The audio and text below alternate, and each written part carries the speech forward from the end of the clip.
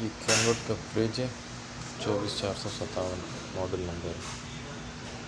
इसका कलर बड़ा यूनिक है। इस पर ये टेक्सचर है, ठीक है। इस पर आप टच करेंगे ना,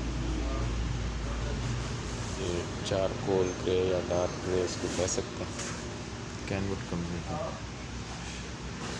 इन्वर्टर सीरीज़ है, 12 ईयर्स कंप्रेसर वारंटी है कैनवुड कंपनी का। ये इसका इंटीरियर है।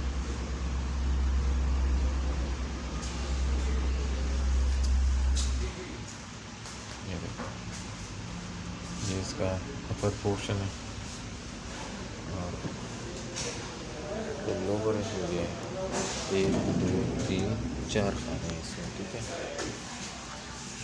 ये यहाँ पर भी एग्स वगैरह बाकी चीज़ें इसमें 4 चीज़ें,